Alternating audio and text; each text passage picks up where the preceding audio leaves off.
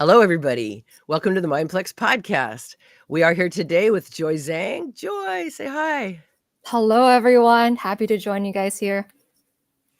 And Joy, let me give you a little introduction on Joy. Joy is the CEO of HyperRing, an NFC ring spinoff inside the HyperCycle AI ecosystem. And you saw HyperCycle a few months ago. We had Tufi and Dan on here talking all about HyperCycle. So it is the same ecosystem. They are related in that way. We'll learn more about that a little later. She's been working on Wall Street as an equity research analyst for 9 years. And before that, she was VP of Healthcare Technology Equity Research at SVB Securities. Joy, thanks so much for coming on the show. So happy to be here. And I'm glad there's some sort of continuity within the show, too, so that the fans of, Dan and Tufi can continue their journey with us on the HyperCycle side. So super happy about that.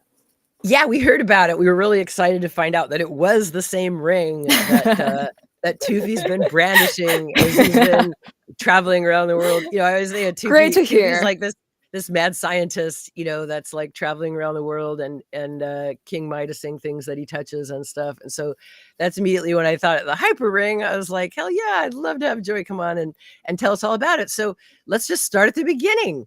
Tell us about the HyperRing. Sure. So let me take it from the very beginning, because I do want to, you brought up the question of how is HyperRing related to HyperCycle, right?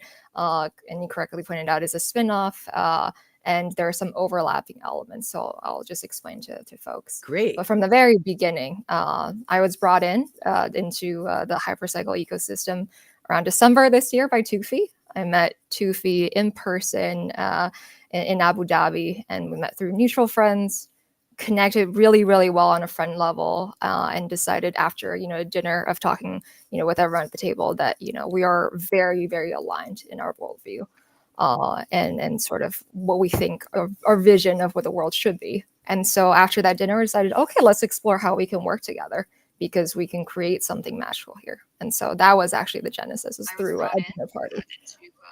Neat. Okay, so that's how it all started, so to That's speak. how it started. And then, and you brought up my background.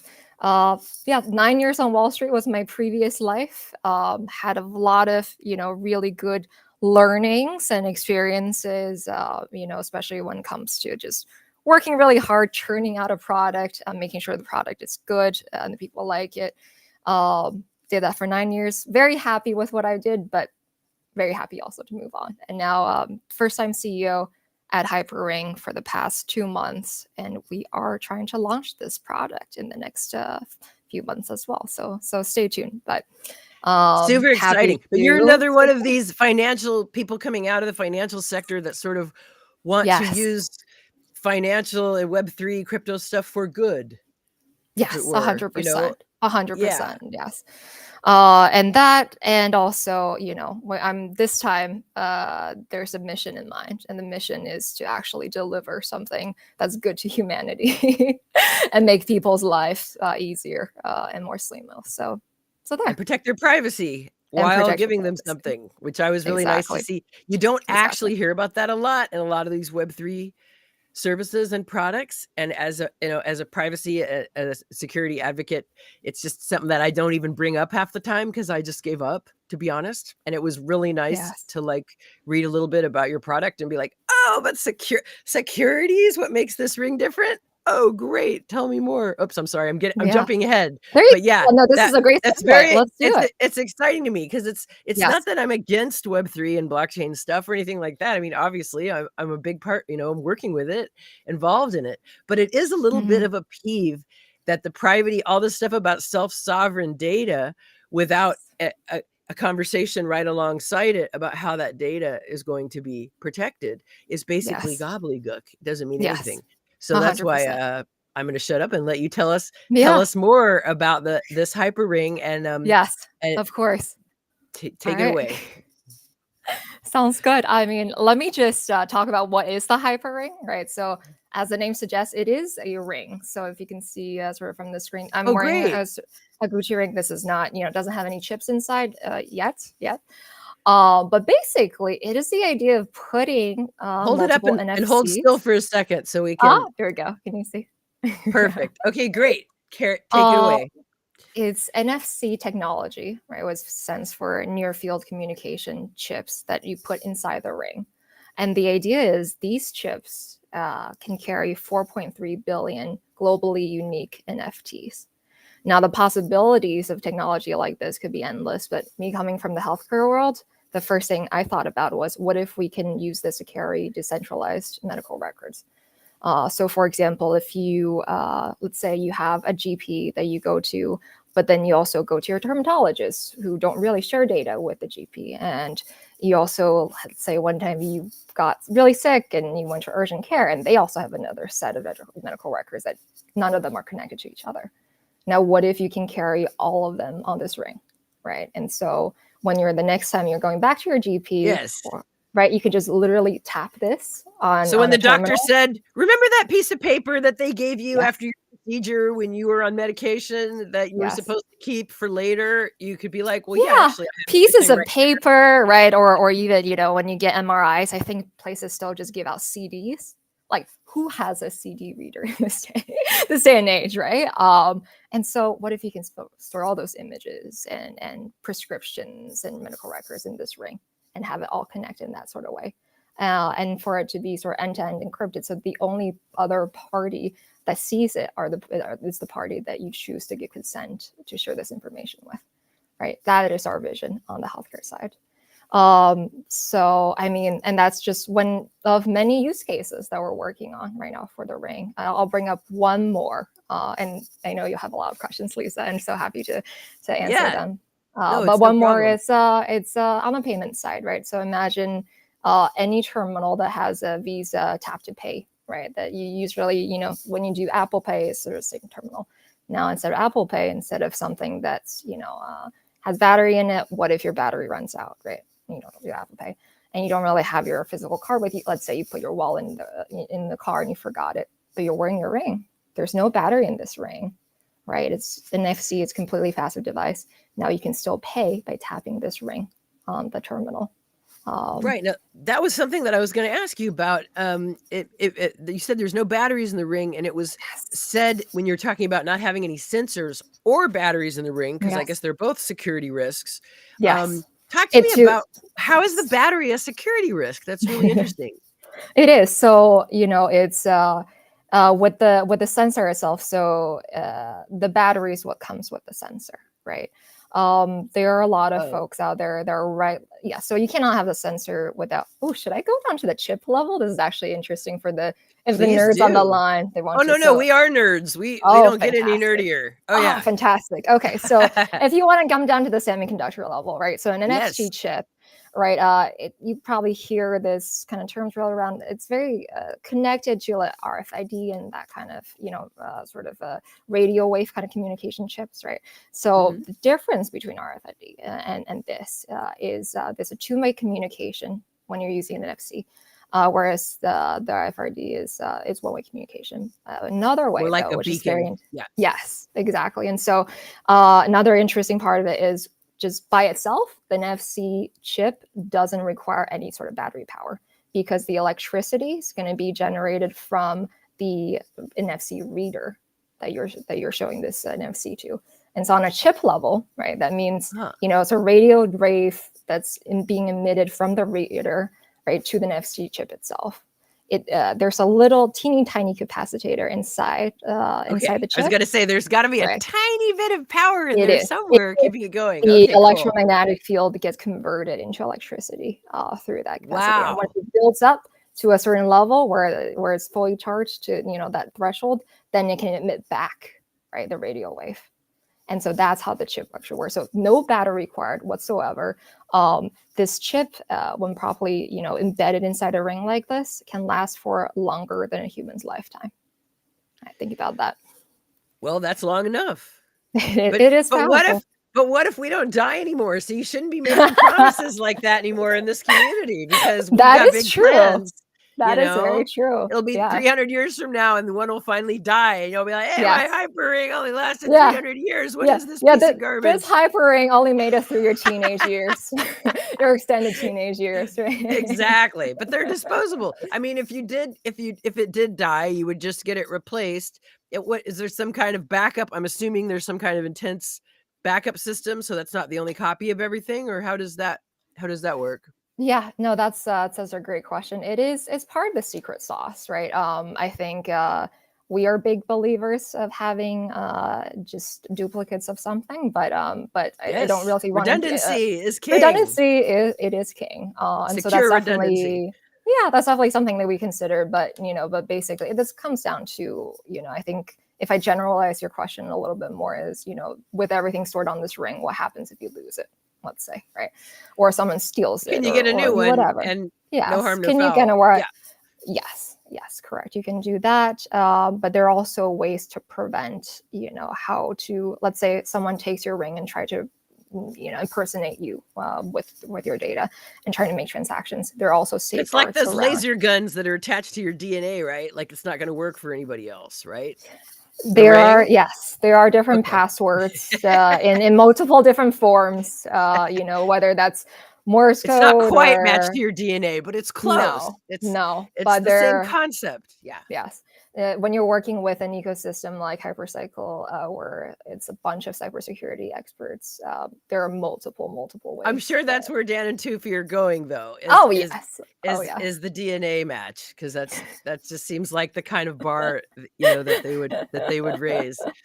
Let's see. Oh, we've got a question now. Let's see. How does the security actually work on it? So somebody just coming close by and tapping the ring can't steal the info. So it's sort of like, this is why we have our RFID protection wallets and things, right? So people can't just come by and get the data that's hanging out there. yes, And correct. so Rainer wants to really know. Rainer's our producer. And he's asking, how does the security actually work on it? So maybe this is a good time to talk about Earth 64 and how that fits into the security model. Yeah, no, it's a great question, Rainer. So I want to just first bring out the fact that the NFCs, as like anything that's digital can be hacked. Like if anyone says that otherwise, they're lying to you, right? So on a chip level, NFCs, they also have their vulnerabilities, less than something that's let's say an iPhone or something like that, where it's more easily hacked. But the NFC itself is a chip that's readable, that's writable, right? That could be, someone could even eavesdrop, like literally, like kind of like tuning into the same radio wave as the chip that's sending, right?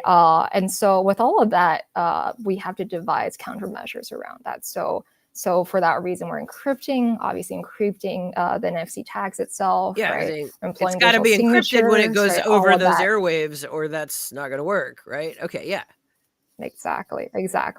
But on a grander level, bringing in Earth 64 is actually a really good way as we're scaling the operations to ensure that it's completely peer-to-peer. There's no third parties involved, right? And it's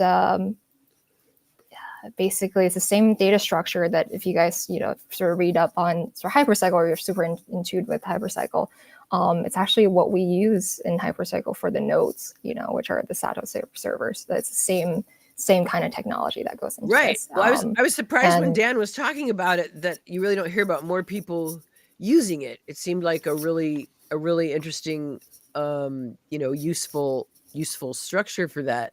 And so, yeah, just to get this point across of no third parties, because the third parties are actually where the leaks happen often, right? It's not usually the real time somebody coming by and stealing it from you. It's the company that stores everything, like the credit card companies that get hacked, I don't know, monthly, every couple months. You don't hear about it till a year later. So you're always like, when it happens. But so the only real way to protect yourself is not store your data with third parties, because they won't do it right. Exactly. That much we know. Exactly.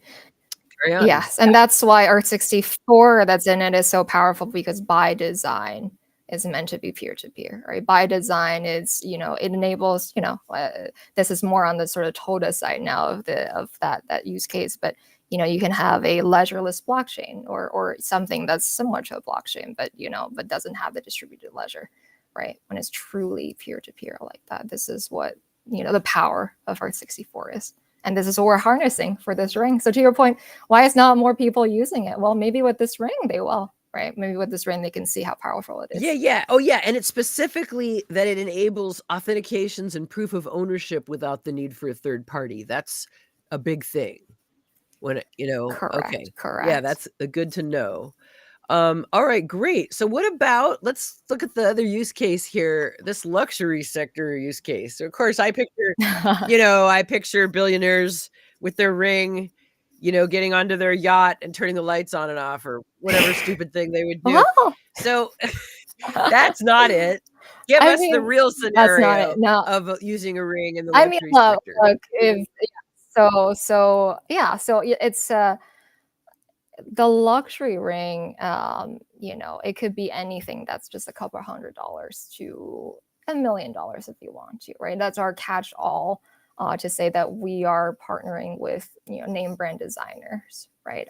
Who would have their design, of the ring, and we are basically either retrofitting or creating a new model with them, or embedding the NFCs into their ring. Oh, okay. So if you love Gucci, if you love Cartier, or if you love, a certain brand, obviously we're not, obviously if we're partners with them, we'll be able to do this. We're not going to just, infringe on their IP and try to put things the knockoffs in, will come along soon enough, though. That's where I see all this actually going, right? The wearable knockoffs, because they're going to be 3D printing them and that kind of thing. I mean, but that's what's cool, is that this is basically the model for what you would want if you tried to do an open source one of these, and you didn't want everybody. It's the same thing. It's you don't want people to steal the data, and with the knockoffs, it's a cheap ring. It looks nice. It may open the door like you want, but it won't have that security that the HyperRing has, and that's what you're paying for with the HyperRing. I think you bring up a really good point too about and now I'm picturing some billionaire trying to unlock a door too with this ring, but don't think of a billionaire trying to unlock a door. Yeah, right. But that's the thing. It's it's a good point, because NFC chips and even NFC rings, you see a lot on the marketplace that's like, maybe $10, $20 or something. What is the difference between what they're trying to do and what we're trying to do? Obviously, explain the security part. But another part of it too is, their functionalities are very, very basic, right? It's turning on a light, or is, putting your website URL on your ring, on your ring, or your business card or something like that. So maybe for those functionalities, you don't need a level of security. You're trying to get it out. It doesn't matter. Right. It doesn't matter. But for what we're trying to do with payments, with healthcare, with authentications and proof of ownership, all of that needs the ironclad security, and that's what we're doing. Real security. Cool. Let's see here about things I wanted to make sure that we covered. So the sensors. So a lot of these rings, like the Aura ring, and they're really about the sensors. Yes. And then they're all about the sensors. They started to add other things, but then these other rings come out that's trying to have everything all in one, kind of thing. And you're saying that the sensors and the batteries actually make everything much less secure, because all of those are sending data to a third party. And I don't know if everybody understands that. I just wanted to bring up that point, because I think it's really cool that I'm so glad you brought that up. Designed around that. By design, from day one, we decided we don't want any sensors in our ring whatsoever, right? And it's for that privacy concern, because really that privacy, it's so core to our mission statement of what we're trying to do here, that to have sensors, it just doesn't make any sense. Now, it helps us as a business, because you've seen Aura, and there's other competitors out there with their sensor rings. They can do what they do, right? They let them fight out, on the hardware side, on the sensor side, of what they want to do.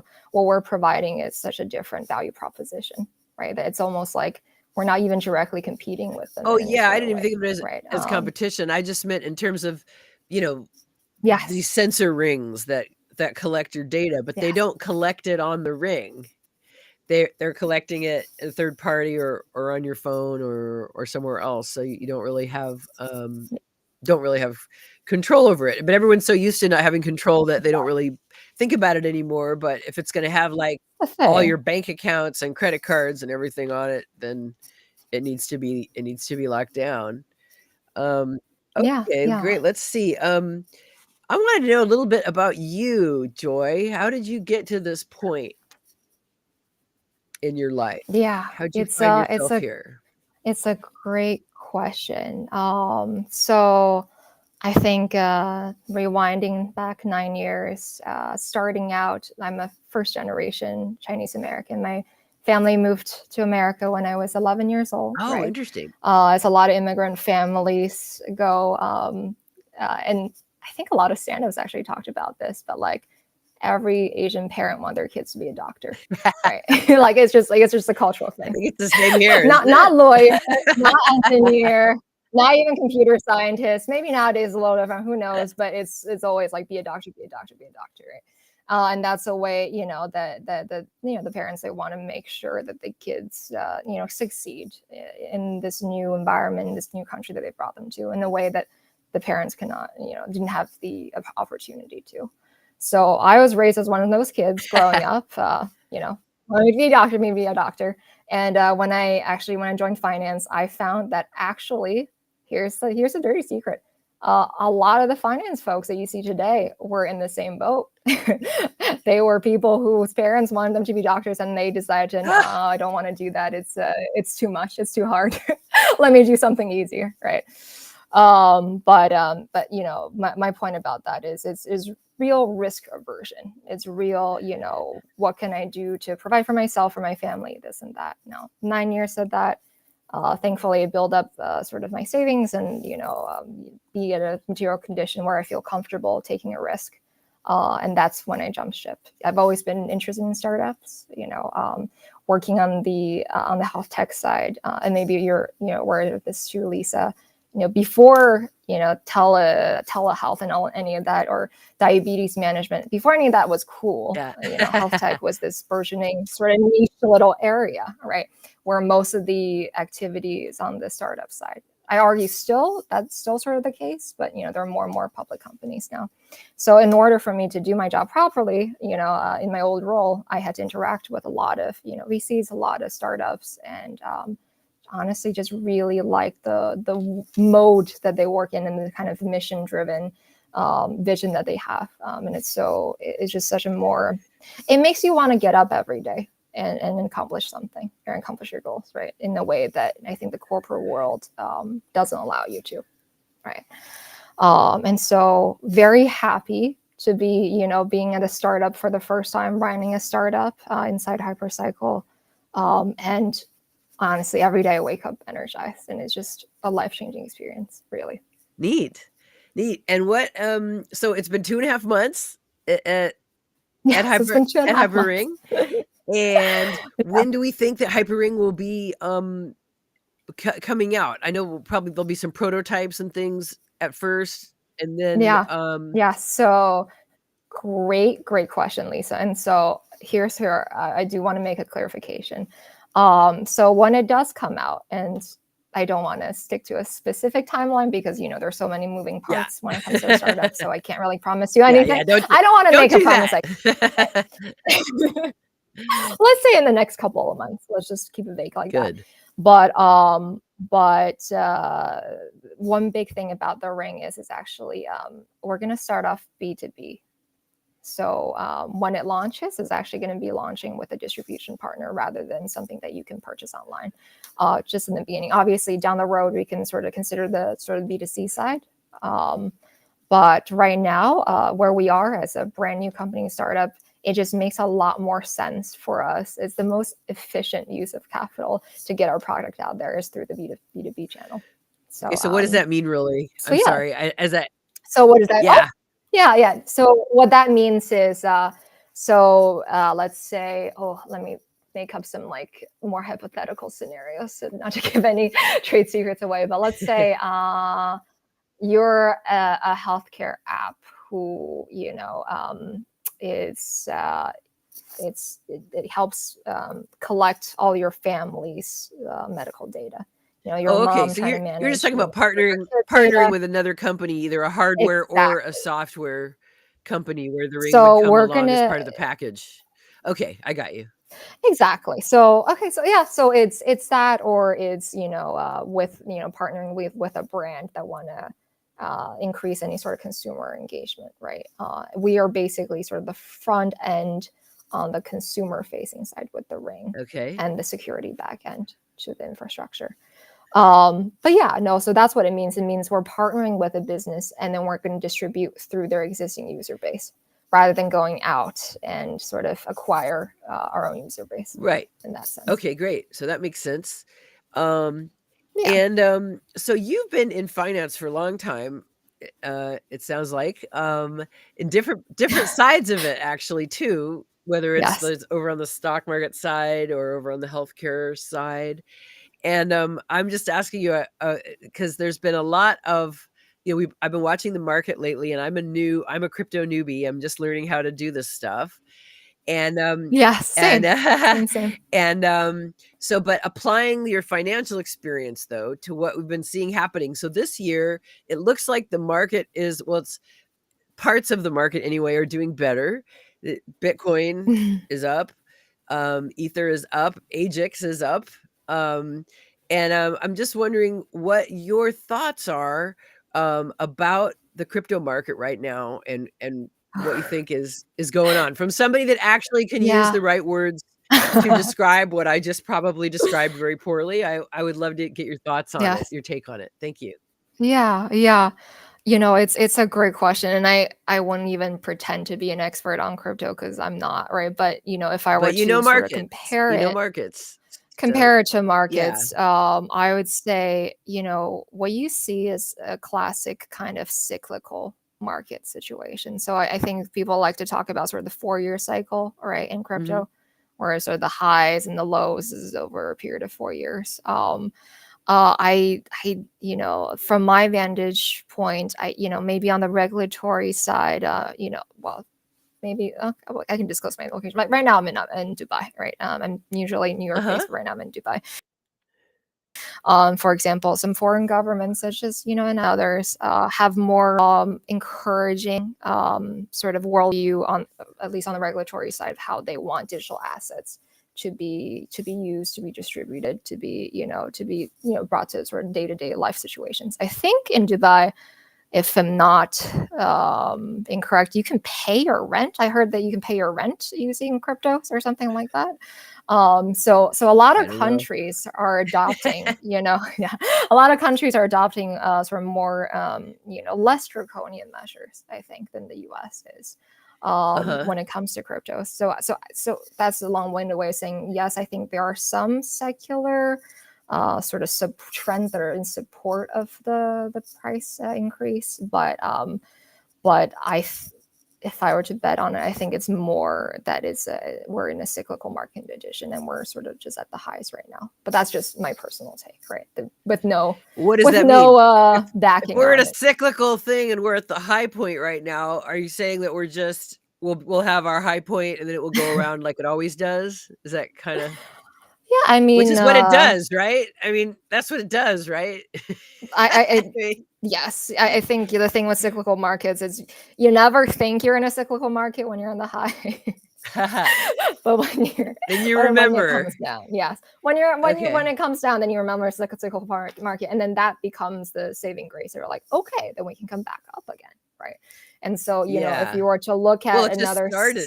Go ahead. sector, yes, and if you're Yeah, look looking at at another another sector sector. that's classically cyclical, if you look at biotech stocks, that is like feast and famine, and like that is like COVID years, like amazing for Yeah. biotech companies, like as you can imagine. Now is everyone's going back, not everyone, the small guys, It the was mid-sized guys are all going bankrupt, and they've been doing very poorly for a long time. So so that's you great. know Fund them, yeah, let them cure COVID, let them go bankrupt. That's the American way. yeah, it, it's it Wow. I hear what you're saying. But there's always another side to it. And here's an interesting tidbit that an observation I think I've seen with Yeah. finance folks. People who worked in finance for a long time or who are in the stock market, they tend to be a lot more open to ideas that are very different from yours, or even exactly opposite to yours. Like, people don't take it personally, right? When people don't agree with what you're saying, because it takes two sides for a market to work, right? There needs to be a Well, they long still side. There want your needs to be a money. short side. Yes. They'll listen But to that, your bullshit yes, as long as they can yes, still get your money. I mean, that's what that's about, yes. right? But It's not about. it's what They're not drives the like market. open to. They're not like, Yes. it's not like a kumbaya moment or anything. Yes. You know, If it's everyone like agrees on everything, everything, then there's no way to make money in the markets whatsoever. It's just not possible, right? aha. It's So strife is good for the market. yes. Uh-oh. Yeah, I mean, look, have you Okay. seen The Big Well, that's Short? interesting. That's sort of, that's sort of the big, Yeah, I sort have of seen The main Big theme of The Short. Big It's Short, happening right? all over again, right? They've renamed those Yes. things, and they exist Yes. now. What are they called? You probably know the exact name for them. The thing, The CDS, the the fake. credit default swaps, or Yes, the credit default swaps. They have a new name now, okay. though. I So don't know what that I exactly, can't but when remember. I was an I intern, don't know the new name. the closest thing to it was a CLO, collateralized loan obligation, which is basically the same thing, but but it's loans, securitized loans, rather than mortgages. Right. So they reinvent Same new shit, ways but like packaged of doing the differently. same shit. Yeah. That's right. Yeah. And it's happening right now. So that's another crash that we have to look forward to, as far as I can tell. And this is a thing that I guess the stock market people have decided, that the big business companies, the people, the billionaires making all the money, are like, yeah, that's fine. We can withstand a crash. And then we get to pay everybody less after the crash, because they're all worried about keeping their jobs. And then we pretend we're going to pay them a fair wage later, but we kind of never do. No. And you never really see a CEO voluntarily take a pay cut, right? They always go nuclear and start firing people first thing. Yes. No, it's look, I don't agree with any of that, what they're doing. And thankfully in our ecosystem, we don't feel it as much. And, obviously, for all the crypto folks on the line, like, thank God we're having a good moment. It's not all fraud and pyramid schemes. There's real people doing real things, and that's what makes it hard if you try to tell people. Sometimes I have trouble trying to tell people about the real stuff, and they're just like, crypto, they have their blah bullshit, blah blah. People have their guards up. They have their guards up, right? Which is fine. I'm not like trying to get into them or whatever, but I've seen enough real stuff now to know that it's not all bullshit. So it's trying to figure out. That's why whenever I learn something, I'm trying to talk about it on the show, because it's really just a giant puzzle that you're continually putting together and learning, right? For you to say, oh, you're not a crypto expert, I mean, you still obviously know a lot about it, but from your perspective, you see there's people that know so much more, so you wouldn't consider yourself a crypto expert. From my perspective, I would definitely consider you a crypto expert. You see what I mean? So it just depends on where you are. And for the people that I help all the time, they think I'm some super genius, and I am not a super genius, but I can help all the people that need help. And that's actually one of the wonderful things about computers, that there's always people you can get help from, and people that you can help, but we're going to be talking a lot over the next couple of months and trying to actually maybe understand a little bit about what's going on in the market now. I think that's a super interesting topic. I think if you use crypto, invest in crypto in any sort of not even a meaningful way, even if you just have some of your money in crypto, like, you're curious about why this is happening right now, right? And so I think that's a super cool topic. One thing that it reminded me too was that as you can imagine, with something like this ring, there's a lot of there could be applications on the crypto side, especially on the payment side, right? Maybe you can pay using cryptos instead of fiat, or whatever. That's definitely a direction where, look, I think as a company, HyperRing, on behalf of HyperRing, right, we're very agnostic when it comes to crypto versus fiat or whatever, but what I'm trying to say is You doesn't can use it matter. all. You can use it Yeah. all, and we also want to appeal to as much, as wide an audience as possible. And if people have their guards up when you bring up crypto, so then maybe the better way is to just not force that on people. And I have to give them the, we don't ever want to exclude someone from the product because then they're like, oh, crypto, no, right? So my Right. stance And on it is, there's all sorts of things you can do with the ring that have nothing to do with crypto. It's just exactly. that. So actually, let's talk about that though. But if you are doing crypto, what might you use the ring for? I mean, does it have your keys on it and your various? This is Lisa talking. Lisa has maybe 4 wallets and has only been using crypto for a year and a half. So that's why I'm going, feeling for the words. But is that the idea that you would store that stuff on the ring too, right? Yeah, I mean, look, I think Well, maybe not. on I a can't. very no. Well, I also don't want to overpromise or underdevelop. Like that's the worst kind of. Yeah, I try But I to mean, be a as key is just a hash. That's just data. So it's just a file that you'd have on the ring. It didn't seem like a feature I was adding to it. no. You're 100% right. Like if we Okay. were to do that, that would be it.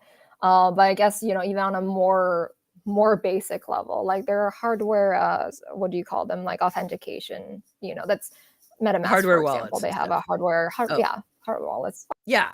Like this could be something that could replace a hardware wallet, right? It Potentially, could right? be. That's what I was wondering. There's If it definitely that use case for it. Yes, and it's yes, able to it could be. It store. could be. So it is able to store enough data on the device just with that little battery that it's getting the energy from where? The what field? Magnetic field? How does the little Yeah, battery? electromagnetic How come field. the little battery will never run out? There's no battery. I'm There's no sorry. battery How inside. come So okay, so the capacitor? What's that thing called that's running yeah, the things that is a capacitor. Yeah. capacitor? How come the capacitor will never run out? Yeah. Thank you for correcting me. Yes, because every time you put it, when you have the NFC and being read by an NFC reader, Uh-huh. the NFC reader is emitting the radio waves, right? The electromagnetic field on the radio waves. That's each time you tap it, it's being powered by that tap. Okay, so the reason why So I'm confused imagine, is because hard drives that you leave have a certain charge in them, but if you don't plug them in for too long, they will die all the way. So this is a different kind of capacitor. No, this is like going from like 0 electricity to and to be so built it doesn't need any at all ever. Okay, all right, so it's totally different. So think of this ring. Yeah, it's completely different. So think of this ring like I wouldn't even, if someone says, oh, you're you have a smart ring, I wouldn't even call that is not a smart ring. It's a pretty dumb ring. Like it's NFCs are it's not to nerd out it's like a secure file cabinet on your finger. Yeah. Yeah, if we're talking about on the chip level, look, like it's not like like a graphics card or microprocessor, right, that you're seeing like NVIDIA and then built. So just to give you sort of sense, the best NFC chips, like they are, when you talk about their specs, they're maybe 40 or 50 nanometers, in terms of the width of their transistor gate, right? Usually the smaller the transistor, that's more sophisticated the technology. Whereas the microprocessor, right, that's being built by someone like TSMC, for example, 2 quarters ago, guess how small the transistor gate width is? It's 3 nanometers. I was gonna say it's too small for me to be able to. Yeah, so NFC chips themselves is not cutting edge technology. Yeah, Rainer is saying it's just like sort of the USB sticks that don't have batteries in them. Yeah, okay, so it's the same, it's the same concept. Yeah, so it is, it's the software that we're bringing and the platform that we're bringing that is the magic. Okay, and then so yes, that's what I want to say, but I also don't want to diminish what we're doing on the material science side because we're also doing something really cool. But on principle, the NFC chips are just a chip. You can literally program it yourself, right? If you're into that tinkering and that kind of stuff, that's pretty commoditized. But what's special about us is the software side. All right, cool. We have a couple questions from the audience now. People are wondering who will be the company's dealers. Like, where can people buy it? It sounds funny. It's like, who's going to score the Coke? No. Yeah, it sounds like that. Yeah. going to purchase these from? Now, you mentioned that you would be partnering with a company probably to start, so it would be distributed with with whatever that company is already providing. Yeah. Do Correct. you, and I'm sure you're not, there's nothing you want to announce yet, but that's basically when we No. may be hearing about it in several places, it sounds like, because it sounds like the kind of thing that could be paired up, with almost anything really. We're definitely super busy on the biz dev side. As you can imagine, when we tell them our vision of this, like-minded people who want security, who want decentralized, medical records, who want, securitized pavement, they're all interested, right? And it fits with so many different, use cases. The challenge is actually narrowing down the use case, if you can imagine. Picking the best one. Which is what we're doing. Picking the best one. Exactly, picking the best one. Yeah. Exactly. Yeah. And so, when you will hear the announcements, you'll hear from our partners. They'll probably be the ones who will be announcing something. And then once they make a press release, we'll be very happily, explaining to the world that we're partnering with them. But, but stay tuned. You'll hear about it here before then, everybody, because we'll know that it's coming, true. And we'll probably try to. That is true. You'll be one of the first people. Exactly. I will ping, Lisa. Exactly. I want my ring. I promise you. All right, great. Well, look, thank you so much, Joy, for coming on the show. This has been really great. We've really covered everything that I was wondering about it, and I think it's great to just end on that note and with everything kind of perfect.